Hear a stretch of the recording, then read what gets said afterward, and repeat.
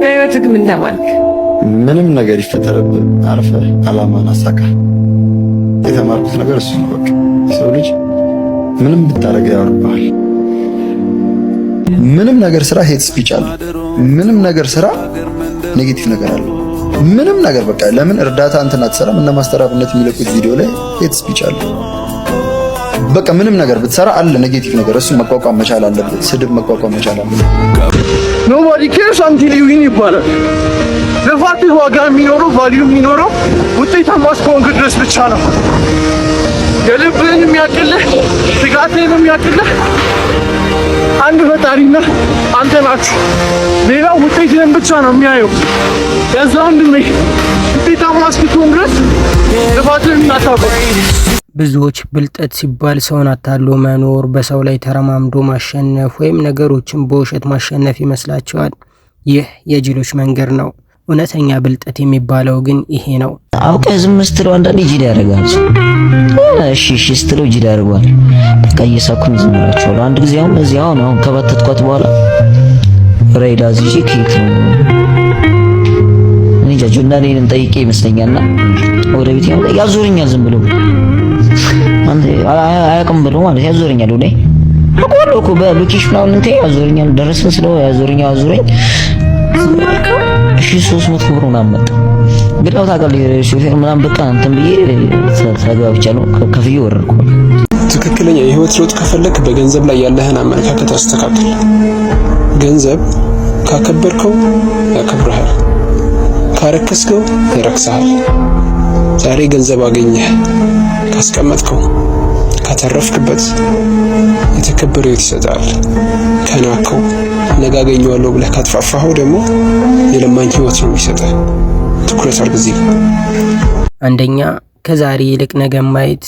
ብልጥ ሰው ለአጭር ጊዜ ደስታ ብሎ የረጅም ጊዜ ሰላሙን አይሸጥም። ሞኙ ዛሬ ልደሰት ብሎ ነገውን ያጨልማል። ብልጡ ግን ነገ ዋጋ ይከፍለኛል ብሎ ዛሬ በትግል ያሳልፋል። ስሜትን መግታት የብልህነት ጥግ ነው። አንድ ጅል አንድ መንደር ውስጥ ይኖራል።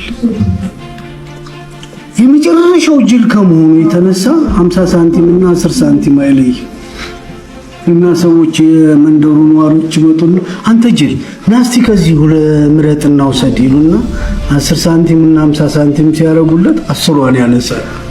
ይሄ ይሻላል ሲሉ ተንቢ ብሎ ያለቅሳል።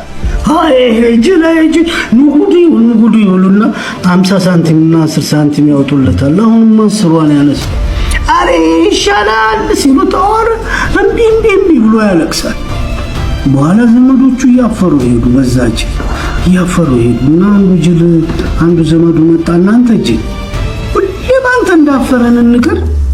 ኧረ ተው ግድ የለም 50 ሳንቲም እና 10 ሳንቲም መለየት አቅቶ በ10 ሳንቲም ታለቅስ 50 ሲሰጡ ምናምን እንደው ምን አለ 50ውን ብታነሳ ብሎ ሲመክሩ ጅልስ አንተ ነህ 50 ሳንቲሙን ያነሳው ቀን አያስመርጡኝም 10 ሳንቲሟን እየመረጠ እስከ መጨረሻው ጊዜ ይሄዳል ማለት ነው።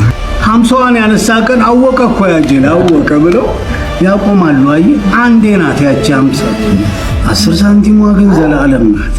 ሁለተኛ መናገርን ሳይሆን መስማትን መምረጥ። ባዶ ዕቃ ይጮሃል፣ ሙሉ ዕቃ ግን ዝምታው ይከብዳል። ብልጥ ሰው ብዙ ይሰማል፣ ጥቂት ይናገራል።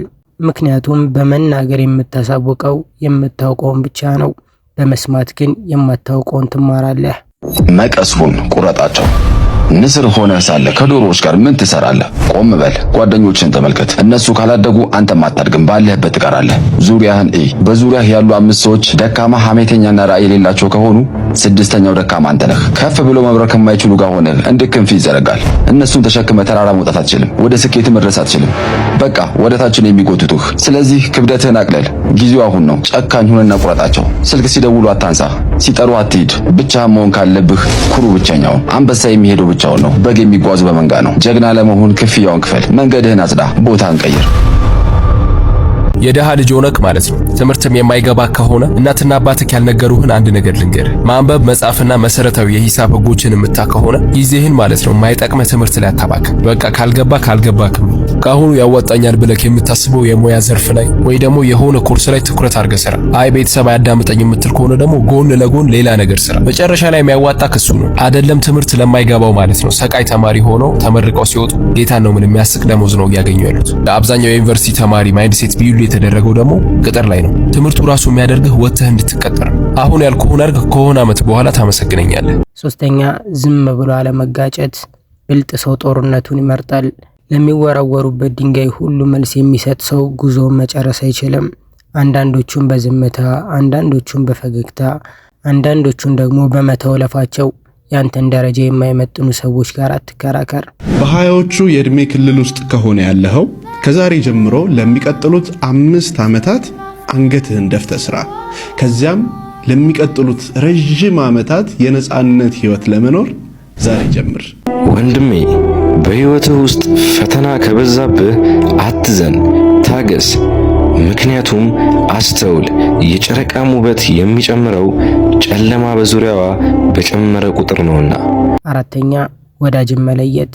ብልጥ ሰው በዙሪያው ያሉትን ሰዎች በጥንቃቄ ይመርጣል።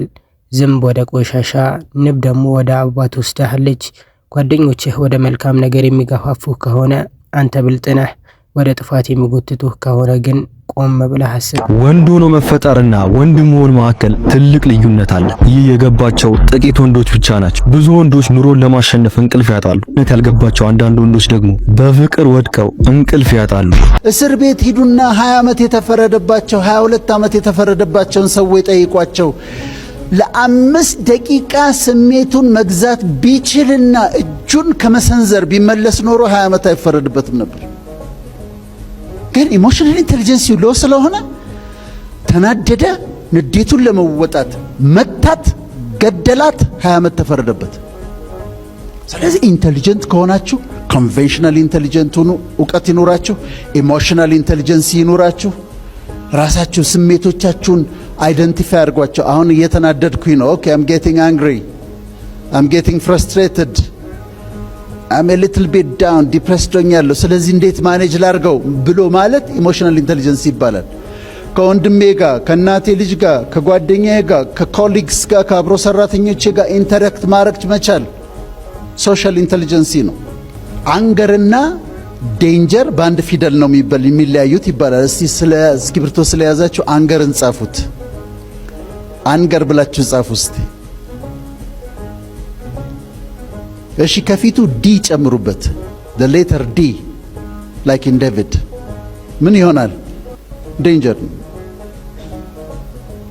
ስትናደድ ኢሞሽናል ኢንተሊጀንሲ ኖሮ ሃንድል ማድረግ የማትችል ከሆነ ኢሚዲየትሊ ወደ ዴንጀር ይለወጣል። ወዳጄ እውነተኛ ብልጠት ራስን ማሸነፍ፣ ጊዜን በአግባቡ መጠቀምና ፈጣሪን አውቆ መኖር ነው። ዓለምን የምታታልል ከሆነ አጭበርባሪ እንጂ ብልጥ አይደለህም። ራስህን ከቀየርክ ግን አንተ በእውነት ብልጥ ነህ። ለቻናላችን አዲስ የሆናችሁ ሰዎች ሰብስክራይብ በማድረግ ቤተሰብ ሆኑ።